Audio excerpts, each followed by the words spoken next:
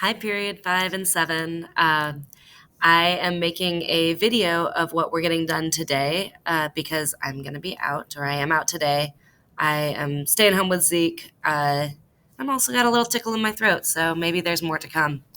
Anyway, I wanted to let you know what you're getting done today. Specifically, you are completing the Elastic Energy Lab that we started in class on Monday. What I have gone ahead and done since our class is that I created a slideshow to walk you through all of the steps of the process. So I'm here in modules. Please make sure that you are in semester 2 Canvas rather than semester 1. You'll know that you're in the right place if your screen looks like this. So if you go to slide instructions, I've embedded the video tutorials that you'll need as well and the link to the Desmos graph. So really, this slide instructions is the only place you'll need to go in addition to your spreadsheet app. So if you click here, it will take you to the slides that we did in class on Monday. And then in addition, there are other slides as well. I believe, I want to just check here. Yeah, you can go ahead and you can navigate to where we are. For instance, experiment setup and collecting data on slide 9. I can just skip ahead of all the stuff that we did in class and go straight to the experiment setup. This right here behind my head, right here is that video. I think I had set this up for 7th period. 5th period, I don't think I had this for you at that time, but a video of how to collect the data. So 5th period, I'm not sure if you finished collecting your data or if we have to scrap our data and get new data. But here's the video for that, as well as the calculations you'll need to convert grams to kilograms and centimeters to meters, because you'll need that on your pink sheet.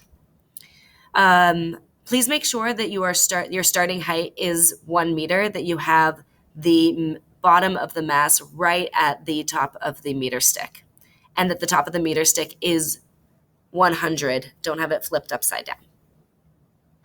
Okay, so again, let's go ahead and go to slide 10. The next thing, and this is new for both classes, is that I have attached this video tutorial by the curriculum maker on how to code the spreadsheet. So you'll be able to enter your data into our the same spreadsheet that you did the spreadsheet challenge in, just the next tab over, and you'll be able to put in the data of the mass and the ending height. Starting height should always be 1 meter. And then it will show you how to calculate gravitational energy as well as the elastic energy. Okay. After you're finished putting in your data, you can either write the procedure right away or you can do the Desmos graph. You're welcome to do either slides 11 and 12 in whatever order makes sense to you, but please make sure that you write your procedure. If the space that is given on the lab report isn't enough, you can do it on a piece of lined paper, staple it to the back, and that is just fine.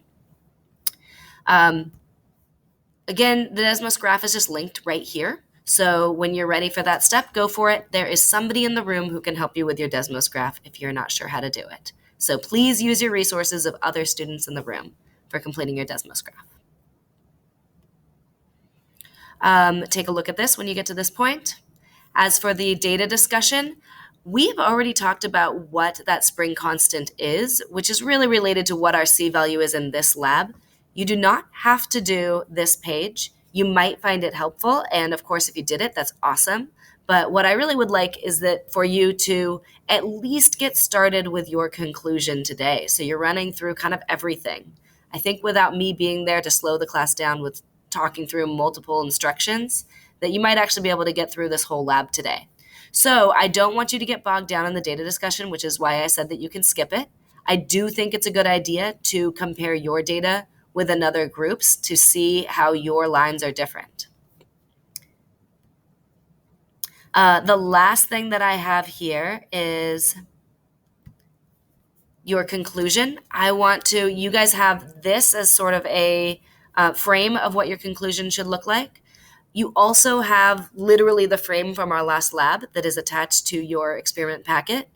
And I want to also offer you that you don't have to use those sentence frames exactly as they are written. As long as you are answering the research question, as long as you're providing evidence, you can be a little bit more creative with this conclusion if you would like. If you feel like you really need those sentence frames to write a good conclusion, go for it. That's great. So I'm not quite sure how time is going to go today. You are you're going to have to, if you haven't done so already, collect your data, enter it into the spreadsheet, make the graph, start your conclusion. You might not be able to finish your conclusion, but I think some of you absolutely will. It would be fantastic if these classes can be through with that by the end of the day, or by the end of the day for our next class. But we'll see how it goes today. Take a 10-minute break in the middle of class. Other than that, here is your assignment. Again, make sure that you go to modules, and you'll find all of the information that you need right here. Have a great day. Have a productive day. And enjoy yourselves. Okay. Love you all. Bye.